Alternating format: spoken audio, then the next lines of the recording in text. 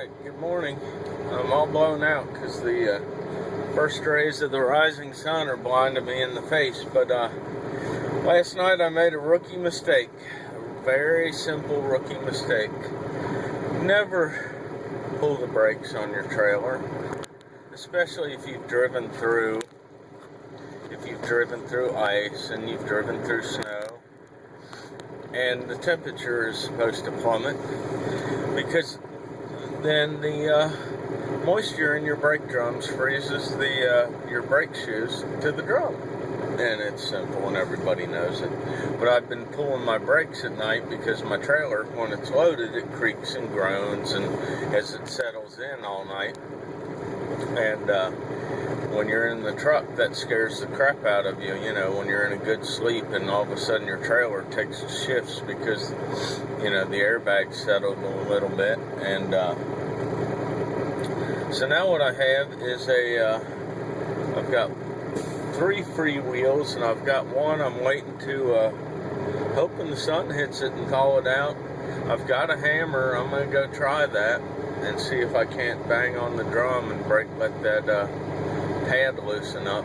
So I'll let you know how it goes. I'm trying to get to my shipper before these winds kick up or we get any more weather up here.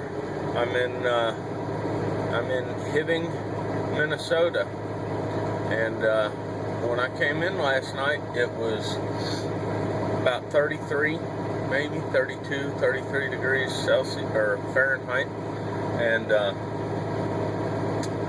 it had started snowing about maybe just 15 miles back, and and then all of a sudden a weather alert popped up on my cell phone.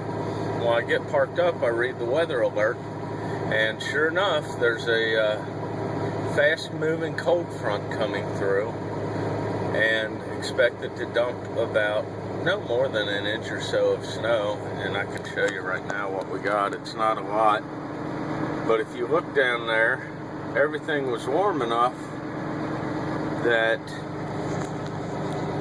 everything at first froze. Everything at first melted. Then when the temperature plummeted, went from 34 down to below 20 overnight, just a very rapid drop. Everything on the surface roads froze. Actually, most of it froze and then crystallized and blew away, which is awesome for me. Except for the part that blew onto my brake drum and melted from the heat of my brakes and then froze my pad to my brake drum. Anyway, I'm going to go tackle this challenge and go get my load, and I'll talk to y'all soon. Be safe out there. Alright, here's a little update to my frozen brakes. No pounding required. No pounding required. All you need are one of these. And this is actually a cheap Harbor Freight one. Fortunately, it was,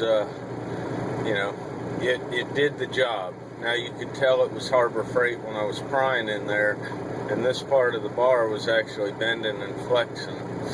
So it's you get what you pay for. But I actually bought this for my prospecting adventures and obviously not to work on a semi.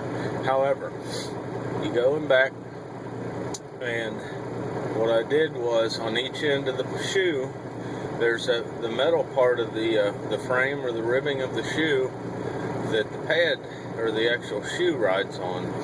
And what I did was I just pried on each end it was kind of forcefully, but not ridiculous, braking force or anything. And basically the bottom one popped real easy, and then the top one was a little harder to get to. But you could tell you got them, first of all, they pop when they get free. And then the other thing is, when you pry on it a little bit, you can see some left and right movement, not just pulling away, because I know like one end will stay frozen and the other end you can see it'll pry out away from the drum, but the other side is still frozen, so you have to go to the top side of the shoe and pry on it until it pops loose. But there we go. Saved my life. It's still the shipper's been open about 35 minutes now, I'm about 1/2 mile from the shipper, parked in a Walmart lot, and I'm gonna head down there now and see if I can get my load. Until next time.